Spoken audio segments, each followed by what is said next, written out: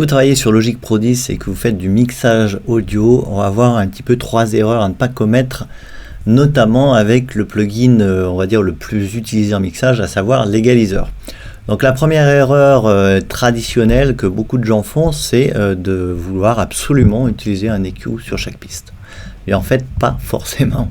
Toutes les pistes n'ont pas forcément besoin d'un EQ. Il faut d'abord, comme toujours, avant de mettre un effet sur une piste, je vous conseille d'écouter pour savoir s'il y a des choses à faire ou pas.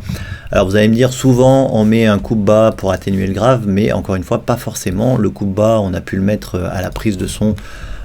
Souvent les préamplis micros ont des coupe-bas intégrés, les micros aussi ont des coupe-bas intégrés.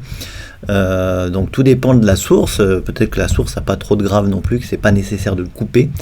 Attention à mettre des coupe-bas systématiques, c'est pas forcément toujours une bonne idée, même si c'est quand même souvent très utile.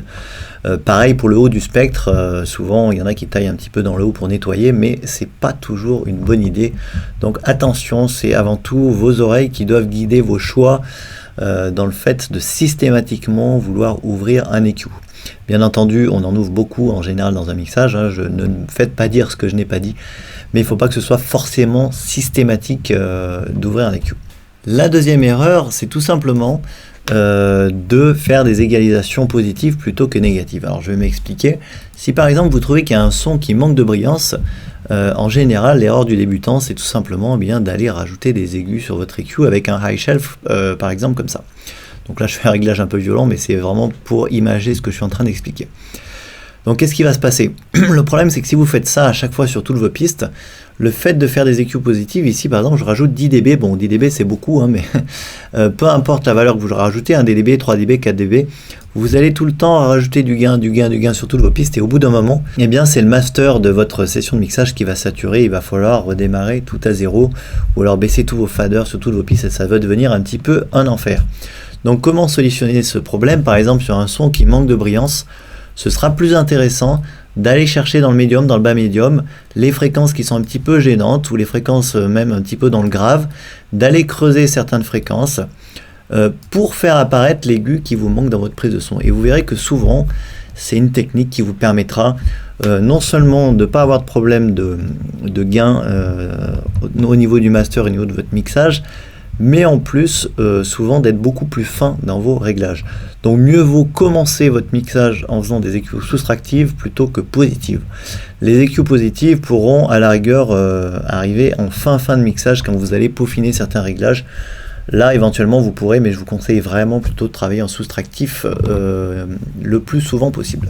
La dernière erreur, eh bien c'est un petit peu la même chose, hein. Souvent je vois des personnes qui font des EQ de ce type là, ils vont par exemple booster les graves parce que le son il va manquer de graves, par exemple sur l'ensemble d'un mixage, hein, sur la session de master, et booster les aigus comme ça. Donc c'est des EQ qui sont un petit peu violentes et qui vont souvent trop dénaturer le son et qui vont faire que le mix va pas vraiment sonner. Donc encore une fois, le travail d'égalisation c'est vraiment un travail assez fin, donc évitez les EQ trop violentes, évitez de travailler en positif et évitez de forcément mettre des EQ à toutes les sauces sur toutes les pistes, voire même plusieurs EQ par piste. Parfois c'est nécessaire, mais pas forcément tout le temps. Donc si vous respectez ces 3 conseils, ne pas forcément mettre un EQ sur toutes les pistes, d'abord écoutez. Quand vous mettez un EQ, travaillez d'abord en soustractif et ensuite ne faites pas des EQ trop violentes puisque de toute façon vous allez dénaturer votre prise ou votre mixage. Si vous mettez un EQ sur un bus ou l'ensemble d'un mixage, eh bien je pense que déjà ça améliorera largement votre travail de mixage. C'est les bases à connaître et c'est important de les mettre en application. Je vous incite vraiment à tester ça, puisque l'égaliseur est un des outils qu'on utilise le plus dans un mix. Donc c'est un des outils qui est le plus merveilleux, qui peut vraiment faire en sorte que votre mix va sonner, mais c'est aussi un outil qui peut faire en sorte que vous allez massacrer votre mixage aussi. Donc attention avec ce merveilleux outil qu'est l'égaliseur. Bien entendu, il existe plein de types d'égaliseurs, j'aurai l'occasion d'en reparler sur le blog, mais je voulais déjà voir avec vous ces 3 principes de base. Voilà, si vous avez des questions, comme d'habitude, n'hésitez pas, c'est sous la vidéo dans les commentaires. Si vous voulez vous abonner au blog, n'hésitez pas à cliquer sur les liens qui apparaissent à gauche de la vidéo. Et moi, je vous dis à demain pour la prochaine.